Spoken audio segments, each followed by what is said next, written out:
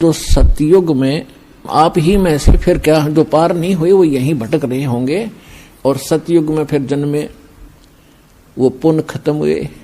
जितने पुण्य खत्म हो जाएंगे उसी प्रकार वातावरण बदलता जाएगा संसार का। सतयुग में क्या था, इतना मजबूत शरीर होता था, पृथ्वी के ऊपर फल लदपद रहते थे और बाग बगीचे बहुत गुणे, बनों के बन, केलों के बन, आमों के बन, यानी अंगूरों के बन ऐसे होते थे। और ये जो अन्न है, गेहूं बाजरा ज्वार, जैसे सामक आपने देखा अपने आप उग जाता है, अपने आप परिपक्व हो जाता है, ऐसे खड़े रहा करते।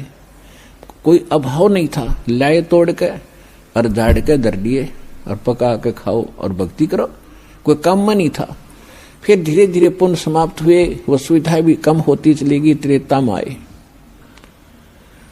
त्रेता में आपको हजारों वर्ष का जीवन जीने को मिला, वो भी थोड़ा रहा, क्योंकि मृत्यु अच्छी चीज नहीं है और यहां कंपलसरी, यहां तो अच्छी चीज रहेगी ही नहीं।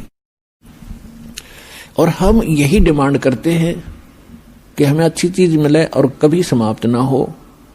अब बेटा बेटी हुए, हम कितने खुश हैं, बिल्कुल सही है। और हम अपने बच्चों के साथ रहें, कितने अच्छे लगते हैं। इन्हीं के लिए हम सारा दिन मजदूरी करते हैं, मेहनत करते हैं, इनको सुखी रखना चाहते हैं। और ये मृत्यु हो जाती है 1 मिनट में, बच्चे ही मर जाते हैं, बाप माता पिता दोनों मर जाते हैं इकट्ठे ही, पूरा परिवार नाश हो जाता है। तो व्हाट इज दिस? ये संसार है जहां आप रह रहे हो। ठीक है, अभी तक आपको ये पता ही नहीं था कि इसके अतिरिक्त भी कोई स्थान है, तो ये भगवान ने आके बताया है। और कुछ अपने गवाह भी तैयार करके वो कच्चा काम नहीं करते, अपना उन्होंने गवाह भी तैयार करके जिन महापुरुषों को उस स्थान पर लेकर गए जो सुख में सथल है। गीता अध्याय नंबर 18 के श्लोक नंबर 62 में कहा कि अर्जुन, तू सर्वभाव से उस परमेश्वर की शरण में जा, उसकी कृपा से तू परम शांति को और सनातन परम धाम को प्राप्त होगा। परम शांति वहां होगी जहां मृत्यु नहीं है, और जहां मृत्यु वहां शांति किसी। अब चाहे प्रधानमंत्री बन रहा है बाप, और बेटे का तकलीफ हो जा या एक्सीडेंट हो जा, जब वो सुनता है ना एक्सीडेंट हो गया, कलेजा न्यू करे उसका, क्या हुआ क्या हुआ, जब न्यू कह लेना बच गया, जब शांति हो है। तो यहां कोई जीवन है या शांति है?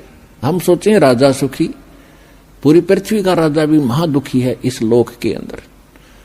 तो सुख कहां है वो बता दिया भगवान ने कि सतलोक में है, जहां आप पहले रहा करते थे। उस सुख को आप यहां खोज रहे हो।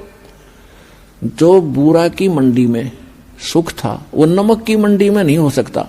उस कीट को, उस कीड़े को जो खांड की बोरी से उठकर और किसी ने उठाकर नमक की मंडी में डाल दिया, तो वह सारा कलर एक जैसा है। तो ये काल जो है ये भगवान जरूर कहलावा है, लेकिन ये भगवान नहीं है, ये सुखदायी नहीं है। तो उस सतलोक की और यहाँ की एक जैसी रचना है। ऐसे मनुष्य वहां है, ऐसी सृष्टि जो की तू है।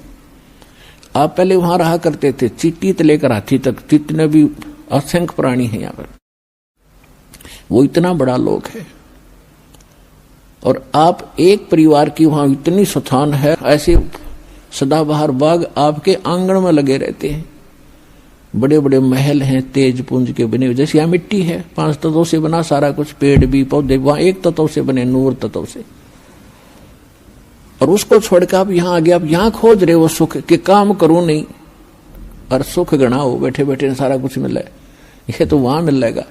तो इसकी नकल काल न करा कि स्वर्ग और महास्वर्ग। अब वहां आपको बैठों को जरूर मिलेगा स्वर्ग महास्वर्ग में, लेकिन पूंजी आपकी खत्म हो रही है। और वहां पूंजी बिल्कुल खत्म नहीं होती, क्योंकि आप अपने बाप के घर पर हो गए। बाप के घर पर कोई किराया थोड़ा देना पड़ता है, वो परम पिता है हमारा। तो यहां तो स्वर्ग में जो पूंजी खत्म हो जाएगी, आपको फिर पृथ्वी पर पटक देगा, झाड़ा लेकर के आपको चूस कर आपके पुण्यों को खत्म करके यहां पटक देता है।